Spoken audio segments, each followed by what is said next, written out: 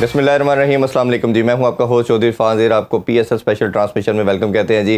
Sports on में हम बात कर रहे हैं पीएसएल के हवाले से, लेकिन पाकिस्तान क्रिकेट के हवाले से कुछ अपडेट है वो भी आपसे शेयर करते चले जाते हैं जी। बांग्लादेश के साथ जो टूर था वो पाकिस्तान के लिए वो कल तय आ गया था। उसमें 3 अब T20 मैच खेले जाएंगे जिसका स्केड्यूल अनाउंस हो गया है। 28 को पहला मैच होगा, दूसरा 30 को होगा और 1 जून को तीसरा T20 मैच खेला जाएगा। पहले 5 मैचेस की बात की जा रही थी बट अब 3 मैचेस हैं और तीनों मैचेस जो हैं वो कज़ाफ़ी स्टेडियम लाहौर में खेले जाएंगे। दूसरे इस हवाले से बात करें जी, जो स्क्वाड है वो भी अनाउंस कर दिया गया है बांग्लादेश के लिए पाकिस्तान टीम का। उसमें कुछ बड़ी मेजर चेंजेस आई हैं, उस हवाले से भी डिस्कशन करेंगे। और पीएसएल के हवाले से बात करें तो आज क्वालिफायर है जी इस्लामाबाद यूनाइटेड और कोयटा ग्लैडिएटर का। उस हवाले से भी बात करेंगे कौन सी टीम बेहतर है और क्या बैलेंस होना चाहिए, सब पर डिस्कशन करेंगे। डिस्कशन के लिए हमारे साथ मौजूद है one and only Umar Akmal साहब। अस्सलाम वालेकुम उमर भाई। वालेकुम अस्सलाम। थैंक यू फॉर ज्वाइनिंग जी।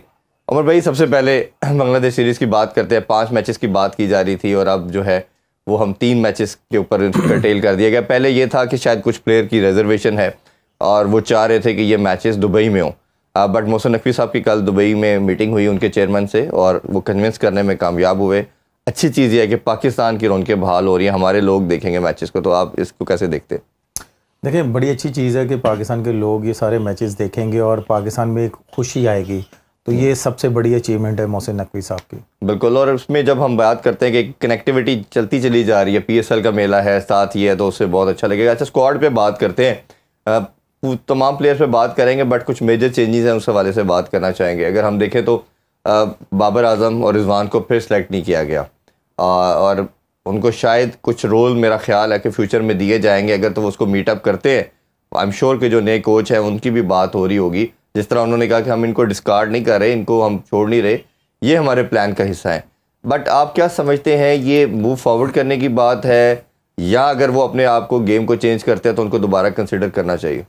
देखिए, अगर तो पहले तो अगर वो अपनी गेम चेंज करते हैं, जो आजकल की क्रिकेट है उसके मुताबिक वो खेल रहे हैं या अपना स्ट्राइक रेट इम्प्रूव कर रहे हैं, तो ज़ाहिर सी बात है उनको कम बैक करवाना चाहिए, एक मौका देना चाहिए कि भाई हमने गेम चेंज किए। जो पाकिस्तान क्रिकेट बोर्ड और जो कप्तान की रिक्वायरमेंट है, जो इंटरनेशनल क्रिकेट की रिक्वायरमेंट है, उसके मुताबिक हमने क्रिकेट चेंज की है, तो मेरा ख्याल है कि उनको वापस लेके आना चाहिए। अगर वो वापस अगर आप उनको लेके आते हैं तो फिर वो उसी तरह की क्रिकेट खेलते हैं तो फिर उनके लिए मुश्किल हो सकती है। तो आप कितने मुतमईन हैं? ये अभी ओबियसली आपने रिजवान को देखा, पहले ग्रुप स्टेजेस के अंदर वो टॉप पे भी रहे टीम बट बॉटम पे थी। बाबर की भी आपने परफॉर्मेंस देखी, एक बड़ी इनिंग्स नज़र आई, एक 50 था, उसके अलावा 2 50 थे टोटल। तो आप क्या इनके बैटिंग स्टाइल से मुतमईन है कि आपको लगता है कि अभी जो इंटरनेशनल क्रिकेट चल रही है T20 की उससे ये बहुत दूर है? नहीं, अभी अगर मैं आपको अपनी ऑनेस्ट बात बताऊं तो ये अभी उससे थोड़ा सा दूर हैं, क्योंकि आजकल की जो इंटरनेशनल क्रिकेट है वो बहुत फास्ट हो चुकी हुई है और सर्कल में स्पेशली जो T20 क्रिकेट है वो सर्कल ही डिसाइड कर देता है कि मैच किस तरफ जा रहा है। तो अगर ये सर्कल में थोड़ा सा फास्ट खेलें तो ये ज़्यादा बेहतर होगा। और जैसे आपने बताया कि अगर ये क्रिकेट अपनी इम्प्रूव करते हैं जी तो तब ही इनका फ़ायदा होगा और तब ही ये T20 के प्लान में आएंगे। वनडे टेस्ट मैच में तो वो बात की बात है, लेकिन अभी हम बात कर रहे हैं T20 की। और T20 में तो हमने देखा कि अभी इस साल तो है ही सारी T20 क्रिकेट। अच्छा, स्क्वाड के ऊपर थोड़ी नज़र दौड़ाते हैं। साहबजादा फरहान का कमबैक हुआ जी।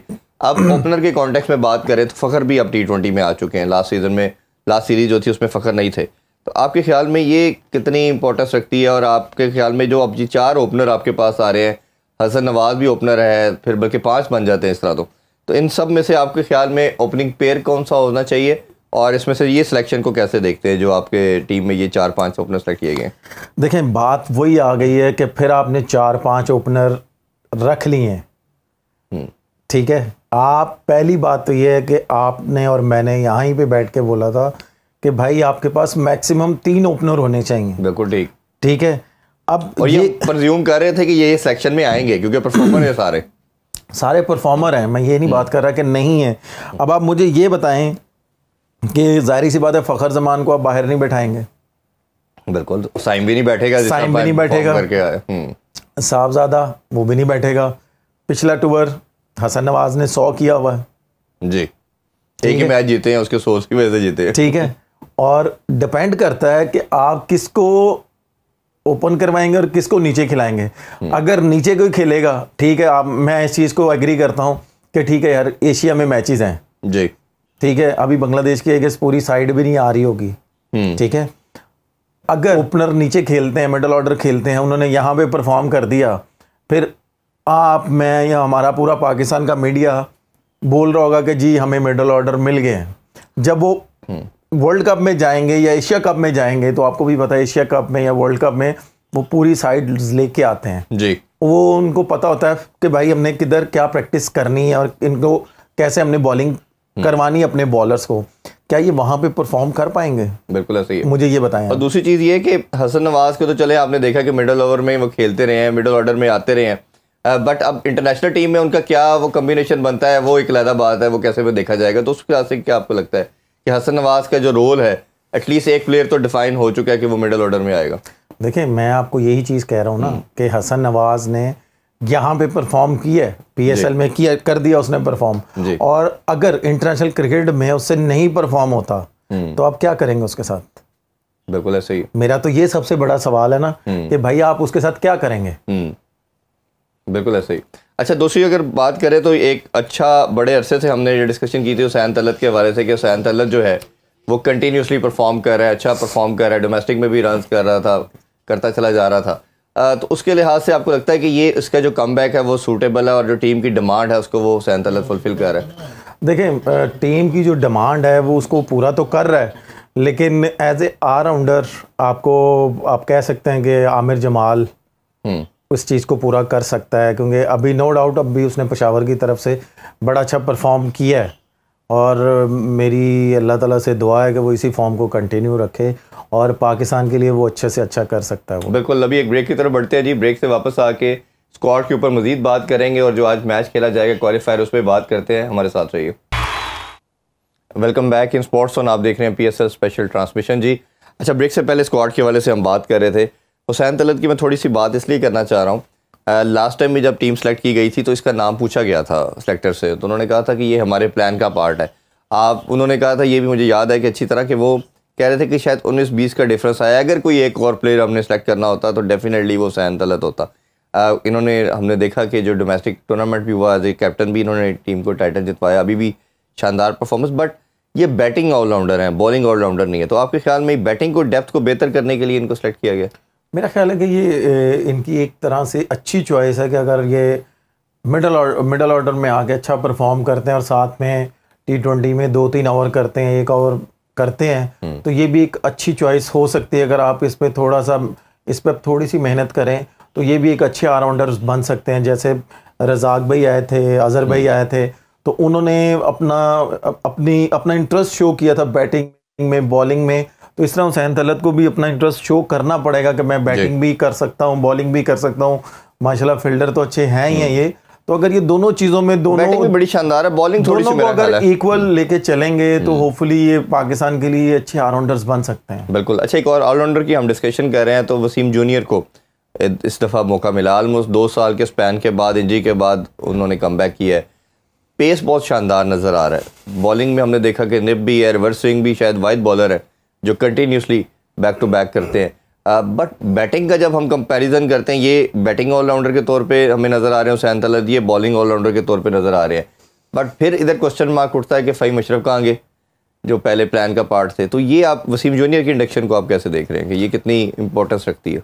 देखें वसीम जूनियर ने जिस तरह हार्डवर्क किया ना, जिस तरह ये कमबैक इन्होंने किया T20 में, और मैं खुद एकेडमी में जाके प्रैक्टिस कर रहा था और ये वहाँ पे आके प्रैक्टिस कर रहे थे ये लोग, और जिस तरह ये ट्रेनिंग कर रहा था अपने ट्रेनर्स के साथ, एकेडमी के ट्रेनर्स के साथ, और डॉक्टर से ट्रीटमेंट ले रहा था, और इसमें एक वो आप कह लेंगे एक भूख नज़र आ रही थी कि यार मैं अगर इंजरी से बाहर हुआ हूँ तो इसमें मैं क्रेडिट देता हूँ। जो NCA में डॉक्टर थे उनको मैं क्रेडिट देता हूँ, जो ट्रेनर थे उनको क्रेडिट देता हूँ कि उन्होंने वसीम पे काम किया और उसको कम बैक करवाने में उनका एक अहम रोल है कि उन्होंने उनकी इंजरी को जल्दी से जल्दी रिकवर किया है।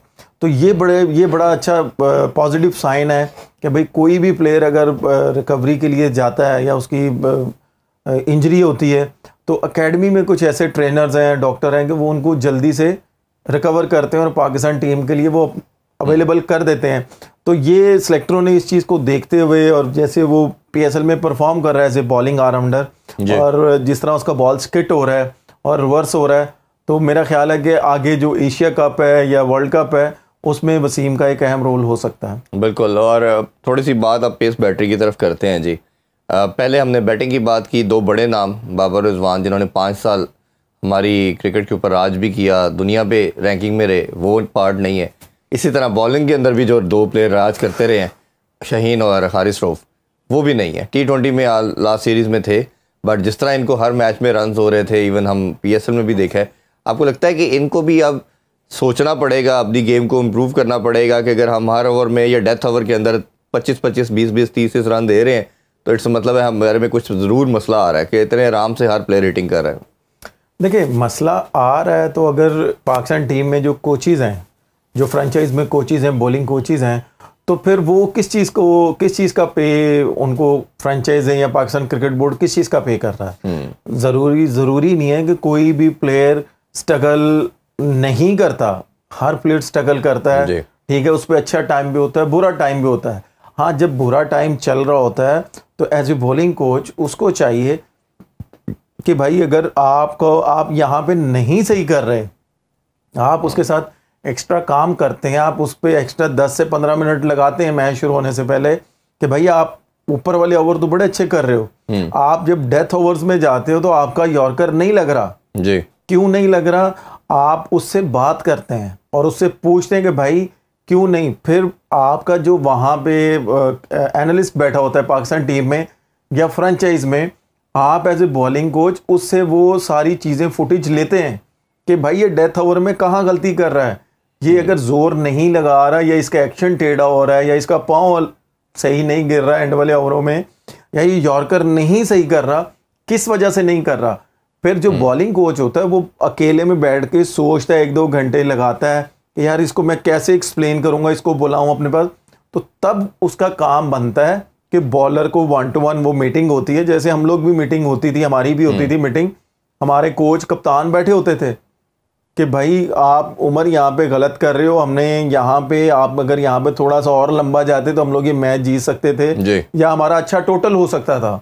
तो वो मुझे इस तरह हमें भी बताते थे।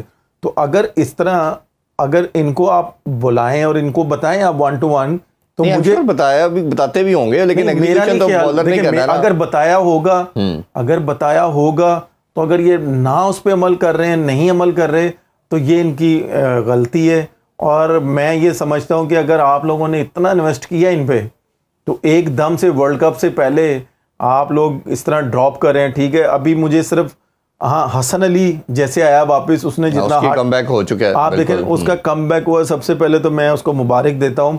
आप डेथ ओवर्स में अब हसन अली वो रोल प्ले कर सकता था जी, ठीक है, आप ठीक है, हारिस रऊफ को आपने अगर रेस्ट देना था, आप हारिस रऊफ को रेस्ट देते जी। शाहीन शाह को आप ऊपर से एज ए लेफ्टी बॉलर आप यूज कर सकते थे, कि जो मुझे लग रहा है कि नए बॉल पे उसका रिदम वापस आया है। शाहीन शाह अफरीदी नहीं है, हारिस रऊफ, उसमें हम करेक्शन कर रहे हैं, हारिस रऊफ है, शाहीन शाह अफरीदी नहीं है। और स्पिनर एक ही है हमारे पास, इसमें ऐड किया गया है, वो हमने बात की थी कि एटलीस्ट 2 तो होने चाहिए थे, वो अबरार ही है, अबरार स्पिनर है और हारिस रऊफ है इसमें। देखिए, हारिस रऊफ अगर है तो फिर शाहीन शाह अफरीदी को भी रहना चाहिए था, क्योंकि लेफ्टी बॉलर वही है हमारे पास अभी। अगर वो नया बॉल ऊपर से अच्छा कर रहा था, अगर वो पुराना बॉल नहीं, लेकिन उनकी जगह पे नसीम शाह पहले ओडीआई में थे, वो भी आ चुके हैं, नसीम शाह भी है। देखिए, नसीम शाह तो राइटी है ना, हमें लेफ्टी का, मैं लेफ्टी की बात कर रहा हूँ कि जिस तरह शाहीन लेफ्टी में उसका वो दोबारा नया बॉल पे रिदम मुझे नजर आया ये लास्ट 3-4 मैचों पे, तो मेरा ख्याल है कि अगर आप उसको ऊपर से ही 3 ओवर करवा दें या 1 ओवर जैसे ही सर्कल ख़त्म होता है, ये कप्तान पे डिपेंड करता है कि भाई मैंने किस बॉलर को कैसे लेके चलना है। अगर आप ये समझ रहे हैं कि यार ये सीनियर बॉलर है, ये डेथ ओवर कर लेगा, ठीक है यार, आजकल इससे डेथ ओवर नहीं हो रहे। अगर ये मुझे नए बॉल पे ऊपर से 2 आउट करके दे रहा है, ठीक है, या 3 आउट करके दे रहा है, अगर नहीं भी आउट कर हो रहे इससे, तो अगर ये 3 ओवरों में सर्कल में अगर अपने अच्छे कर रहा है, स्कोर नहीं दे रहा, तो तब भी पाकिस्तान की जीत हो सकती है जी। ये डिपेंड करता है कप्तान पे कि वो बॉलर्स को कैसे लेके चल रहा है। बात सिंपल सी है कि आप जब तक अपने बॉलर्स को कॉन्फिडेंस नहीं देंगे तो इसी तरह प्रॉब्लम क्रिएट होती होंगी। अगर वैसे पेस बैटरी की बात करें, चलें इस पे, तो हमारे पास रिसोर्सेज आ चुके हैं, 2 ऑलराउंडर हैं, फिर इसी तरह हमारे पास 3 पेसर आ गए, स्पिनर सिर्फ अबरार है। और अगर ये समझ रहे हैं कि सलमान अली आगा और साइम अयूब ये रोल प्ले कर लेंगे या खुशदिल शाह, तो आपके ख्याल में ये 3 बैटिंग ऑलराउंडर के साथ ठीक है, या एक आपको स्पिनर जो जेन्युइन स्पिनर जिसे कहना चाहिए वो रखना जरूर मस्ट चाहिए था इनको टीम में? देखिए, मेरी समझ में ये नहीं आ रहा कि आप या मैं या जितने भी मीडिया वाले पिछले वर्ल्ड कप में भी हमने बोला था, चैंपियंस ट्रॉफी में भी हमने बात की थी कि भाई स्पिनर नहीं है, एशिया में मैचेस हो रहे हैं, स्पिनर नहीं है, एक ही है स्पिनर। तो फिर हम वही गलती कर रहे हैं। आप देखें, इब्रार को आपने लिया, आप ये कह रहे हैं कि जी सलमान अली आगा कर लेगा या साइम अयूब कर लेगा या फिर वो खुशदिल शाह कर लेगा। आप ये देखें कि पिछले मैच में इस्लामाबाद के अगेंस्ट कराची की तरफ से खुशदिल शाह ने बॉलिंग की जी। 56 उसको हुआ। मुझे बताएं क्या हुआ? थोड़ा सा बैटिंग ट्रैक आता है तो पार्ट टाइम बॉलर नहीं चलता। बिल्कुल ठीक है। आप जब तक रेगुलर स्पिनर नहीं खिलाएंगे, ये तो आपके पास गोल्डन अपॉर्चुनिटी थी। इवन न्यूजीलैंड में एक मैच में सुफियान मुकीम खेला, उसने मेरा ख्याल है कि 2-3 आउट किए और सबसे आप सिर्फ मुझे ये बताएं कि जब चैंपियंस ट्रॉफी हुई पाकिस्तान में, आप ये देखें कि जितनी भी टीमें थी वो 3-3 स्पिनर लेके आई हुई थी। बिल्कुल ऐसे ही। ठीक है। ऑस्ट्रेलिया आपको पता है एक स्पिनर के अलावा कहीं ट्रेवल ही नहीं करती। इंडिया चैंपियन बना वो 4 स्पिनर के साथ। ठीक है। न्यूजीलैंड 2 स्पिनर लेके आई हुई थी। ठीक है। इंग्लैंड 2 स्पिनर लेके आई हुई थी। साउथ अफ्रीका 2 स्पिनर लेके आई हुई थी। इंडिया 4 स्पिनर लेके आई थी। सिर्फ वाहिद पाकिस्तान की टीम थी जो एक स्पिनर के साथ खेली। आपके पास तो ये गोल्डन अपॉर्चुनिटी थी कि आप भाई उसको नुमान को या वो साजिद को आप दोनों में से एक को बुला के खिलाते, या अगर आपने इन दोनों को नहीं खिलाना था तो आप उसामा मीर को लेके जाते। अब मुझे वही आपके वाली बात है जो हमने लास्ट शो में बात की थी कि भाई शादाब को आपने फिर वाइस कप्तान अनाउंस कर दिया जी। भाई किस बेस पे आपने किया? मुझे मतलब उनकी परफॉर्मेंस अभी भी उस तरह नहीं है जिस तरह हम सुफियान देता रहे। सुफियान के से हम कंपैरिजन कर रहे हैं ना। ये बता दें ना, मुझे सिर्फ ये बता दें जो मैं बात करना चाह रहा हूँ, मुझे सिर्फ ये बता दें क्या मैं बात गलत कर रहा हूँ, या मैं अपनी आवाम से एक चीज़ पूछना चाह रहा हूँ, क्या ये ठीक है शादाब की चॉइस कि भाई वो आपने उसको फिर वाइस कप्तान अनाउंस कर दिया है? भाई उसको आपने कमबैक सीरीज दी, आपने उसको 5 से 10 मैच दे दिए हैं, 5 से 10 मैचों में उसने कितने आउट किए हैं?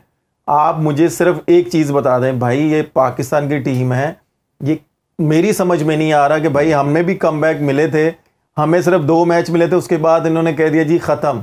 तो भाई इनको आप 10-10 मैच दे रहे हो तो हमारा क्या कसूर है भाई? क्या हम क्या करें? हम किसका दरवाज़ा खटखटाएं? हम यहाँ पे बैठने के लिए तो नहीं आए, अभी हमारी क्रिकेट पड़ी हुई है, हम खेलना चाह रहे हैं। बात यही आ जाती है।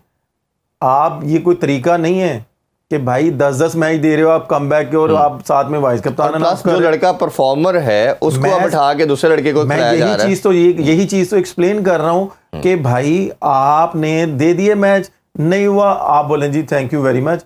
आप उसामा मीर को लेके आए, वो पेशावर का जो लेग स्पिनर है उसको लेके आए, फिर गनी गिलास का एक लेग स्पिनर है आप उसको लेके आए कि भाई आप नहीं। मैं तो ये कह रहा हूँ कि 6 मंथ के अंदर आपकी सारी सीरीज में सुफियान मुकीम खेलता रहे, परफॉर्म करता रहा, एकदम कैसे डिस्कार्ड हो गया? मैं यही चीज तो कह रहा हूँ ना कि आप एक तरफ कह रहे हैं कि आपने ही बोला था कि भाई 5 साल इन सब ने राज किया है।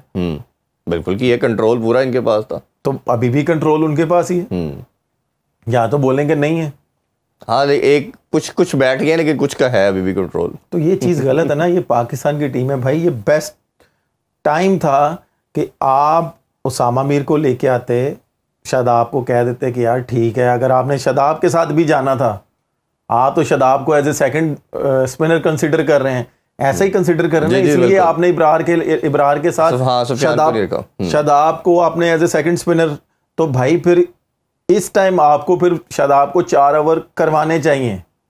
अगर शादाब 4 ओवर करवाएगा तो फिर आप देखिएगा कि 3 मैचों के बाद अगर वो 12 ओवर करवाता है तो 12 ओवरों में वो कितना स्कोर देता है, कितने आउट करता है, तो फिर आप डिसाइड कीजिएगा कि भाई अगली सीरीज मिलनी चाहिए कि नहीं मिलनी चाहिए। वो क्या होता है कि जी 12 ओवर वो कर लेगा, या अगर अल्लाह करे, पहले बात तो ये है कि वो 12 ओवर करने चाहिए। हम पीएसएल में बात करते रहे हैं कि हमें से बॉलर अगर वो 12 ओवर करे, अगर उसमें ना उसको विकेटें मिले, पहले तो अल्लाह करे उसको विकेटें मिले, परफॉर्म करे as a Pakistani, as a player. हम तो भाई किसी का बुरा नहीं सोच रहे, लेकिन बात करने की ये है कि भाई सबके लिए रूल एंड रेगुलेशन एक होने चाहिए।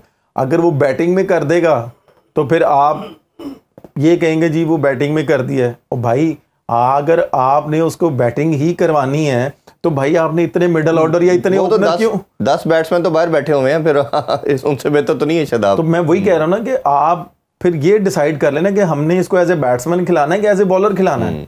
जी, आप तो दोनों तरफ आपने वो कह वही बात आ जाती है कि भाई दोनों कश्तियों पे आपने पाँव रखे हुए हैं कि अच्छा भाई अगर ये डूब रही होगी तो इस पे अगर मैं वजन दूंगा तो मैं आराम से निकल जाऊंगा।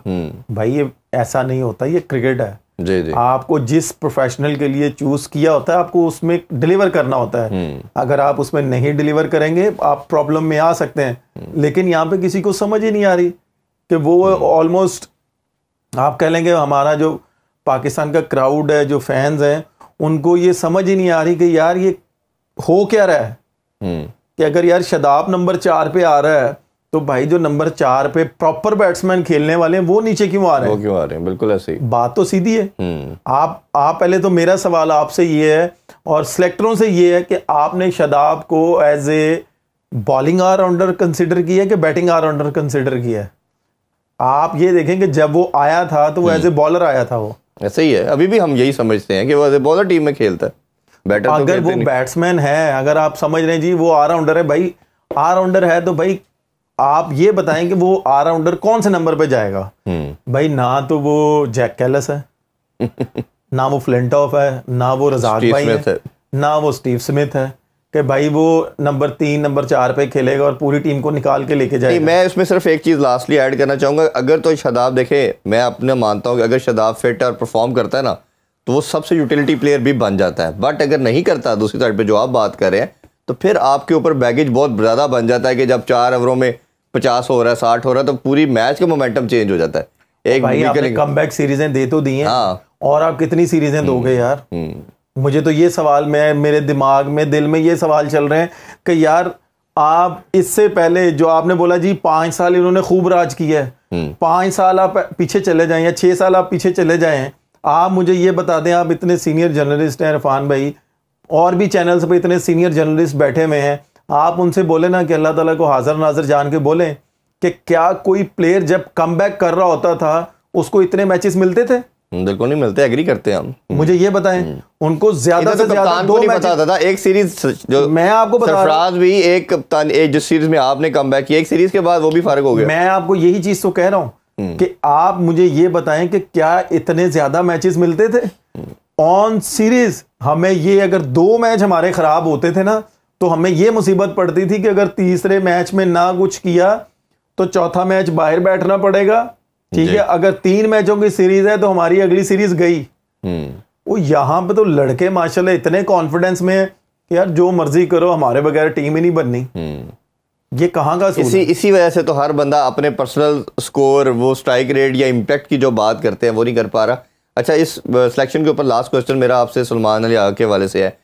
आई एम श्योर कि जिस तरह उसने अपनी गेम को इम्प्रूव किया, इवॉल्व किया एज ए प्लेयर, सबका मानना था कि वो टेस्ट प्लेयर है या ओडीआई का प्लेयर है, बट T20 में भी उसने खेलना शुरू कर दिया। बट अभी हमने जो 3-4 मैच इस्लामाबाद यूनाइटेड हारा है, उस सब की कप्तानी उसी ने की, सलमान अली आगा ने की, और जैसे ही शादाब आया फिर वो जीत गए। तो सलमान अली आगा की कप्तानी को भी अगर हम एनालाइज करेंगे, हमने आप जिम्बाब्वे की सीरीज़ निकाल दे, वो भी 2-1 से जीते, जो जीतनी चाहिए थी शायद हमें वाइट वॉश। फिर उसके अलावा बाकी जितनी भी सीरीज़ देख रहे हैं, कोई ख़ास तरह कप्तानी के जो हमें कहने चाहिए टूल्स वो उस तरह नहीं है उनके पास। आप एज ए प्लेयर और एज ए कैप्टन उनको कैसे देखते हैं? ठीक डिसीजन है ये? देखिए, सबसे पहले तो मैं आपसे एक चीज़ पूछना चाह रहा हूँ कि भाई अगर आपने उसको T20 का कप्तान बनाया है, ठीक है, आप उसको फ्रेंचाइज क्रिकेट कैसे बाहर बिठा सकते हैं? आप उसको एक भी मैच नहीं बाहर बिठा सकते हैं। हाँ, कि अगर कोई उसको इंजरी होती है या कुछ भी होता है तो आप एक मैच बाहर बिठाते हैं। अगर इंजरी होती है तो आप अनाउंस करते हैं कि भाई उसको इंजरी है जी। बात वही आ जाती है इरफान भाई, जब तक हमारी लीग अपने प्लेयरों को रिस्पेक्ट नहीं देगी तो फिर क्या फ़ायदा इसी लीग का? आप ये देखें कि पूरी दुनिया में क्या सवाल आ रहे थे मार्केट में कि भाई सलमान अली आगा T20 का कप्तान और फ्रेंचाइज क्रिकेट में बाहर बैठा हुआ बिल्कुल। ये तो मैंने यहाँ पे शोर मचाया तो उसके बाद वो खेलना शुरू और इसके अलावा 10-15 लड़के हैं जो पाकिस्तान खेले हैं और वो बाहर बैठे रहते हैं। ठीक है, आप ये देखें, या तो आपने उसको पाकिस्तान टीम का कप्तान बना के, T20 का कप्तान बना के आपने या तो उसके साथ ज्यादती की है या आपने पाकिस्तान के साथ ज्यादती की है।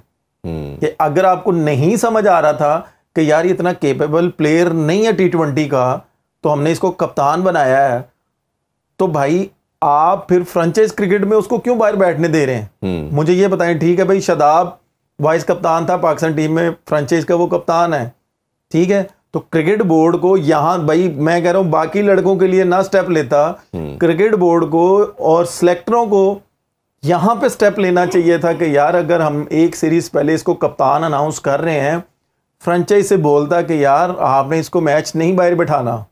ये हम बड़ी बात, इस पर थोड़ी सी मजीद बात करेंगे कि ये किस तरह होता है कि ये सारे एक पेज पे नहीं आते। एक ब्रेक की तरफ बढ़ते हैं, ब्रेक से वापस आकर डिस्कशन को यही से कंटिन्यू करेंगे। Stay with us. Once again welcome back in sports on. आप देख रहे हैं PSL स्पेशल ट्रांसमिशन। जी उमर भाई, हम स्क्वाड पे बात की और हम सलमान लियाग की बात कर रहे थे, तो आपके ख्याल में ये अभी जितना भी हमारे पास जितने भी कैप्टन गुजरे हैं या जब PSL में कप्तानी का सबसे बेस्ट चॉइस यही लगती है आपको, या कोई अगर आपके माइंड में कोई ऐसा नाम आता है तो आप ज़रूर बताएं। देखें, आप बात वही आ जाती है कि आपने सबको कप्तान बना के देख लिया, और मैं वो बात यहाँ पे बोलना नहीं चाह रहा, आपको भी पता है, अगर आप बोल देंगे तो ज़्यादा आसानी होगी कि अब आपने सलमान अली आगा को बना दिया, ठीक है, अब आपको उसको कैसे लेके चलना है ये अब आप पे डिपेंड करता है, और ये उस पे डिपेंड करता है कि वो सबसे पहले यारी दोस्ती एक साइड पे रखे। दुनिया की हर क्रिकेट में, हर टीम में यारी दोस्ती होती है, लेकिन वो कंट्री को पहले रखते हैं, ठीक है जी बिल्कुल। सलमान अली आगा को ये सोचना चाहिए कि यार मैंने पाकिस्तान का नाम सबसे पहले रखना है, अपना नाम भी बाद में रखना है, यारी दोस्ती भी बाद में रखनी है। जो पाकिस्तान टीम के लिए बेहतर कर सकता है, चाहे वो समझ लें कि क्लब क्रिकेट का लड़का है, चाहे जिस मर्जी क्लब का लड़का है, जिस मर्जी शहर का लड़का है, वो उसको पिक करे, ठीक, उस पे वो टाइम लगाए, उसको वो बैक करे, उसके बाद देखिएगा कि भाई सलमान अली आगा की कप्तानी कहाँ पे स्टैंड करती है। शाहिद भाई हो गए, यूनस भाई हो गए, आजकल हम लोग या अहमद या और भी प्लेयर क्यों इनके नाम लेते हैं, मुझे ये बताएं क्यों? क्योंकि ये प्लेयरों के पीछे खड़े होते थे, ये क्रिकेट बोर्ड के सामने खड़े हो जाते थे, सिलेक्टरों के सामने खड़े हो जाते थे कि भाई मुझे ये लड़का चाहिए, और वो बैक करते थे और वो लड़का परफॉर्म करता था। वो ये नहीं समझते थे कि भाई ये लाहौर का, ये पेशावर का, ये फैसलाबाद का, ये सियालकोट का, ये यहाँ का, यार ये सीनियर प्लेयर है या इसने सियासत की है या कुछ किया है। नहीं, वो कहते थे कि भाई जो रिंग में एफर्ट कर रहा है ना, मुझे वो बंदा चाहिए। तो इसलिए तो उस वक्त की टीम हमारी इतनी अच्छी होती थी। आजकल क्या है, वो पाकिस्तान का नाम बाद में रख रहे हैं, यारी दोस्ती पहले रख रहे हैं कि अच्छा यार यहाँ पे तो चेयरमैन का नहीं पता चलता कि 6 महीने के बाद उसने चेयरमैन साहब ने रहना है कि नहीं रहना, तो कप्तान क्या हमने रहना है। तो अगर यार मैं इसका नाम लेता हूँ या मैं इसको साथ लेके चलता हूँ, कल को ये कप्तान बनेगा, ये मुझे भी लेके चलेगा। तो जब तक आप डिसीजन नहीं लेंगे तो आपकी पाकिस्तान की टीम कहाँ स्टैंड करेगी, मुझे आप खुद बताएं। और प्लेयर पावर ने भी बड़ा हमें हमारी क्रिकेट को डेंट किया, और ये मैं जितने रीजंस हम डिस्कस करते आए हैं लास्ट हम 30 डेज से ज़्यादा हो गया ट्रांसमिशन को, सबसे बड़ा मेरी नज़र में जो पाकिस्तानी क्रिकेट को नुकसान पहुंचाया है वो कप्तानी का बैटल है। कि आपने चाहे वो डोमेस्टिक में कप्तानी इतने कप्तान बना दिए, चाहे आप PSL के अंदर कह दे, वो करते करते किसी को स्ट्रॉन्ग मैसेज नहीं गया, हर बंदे ने अपने अपने 2-2 3-3 लड़कों के साथ लॉबिंग की और नुकसान पाकिस्तान टीम को हुआ।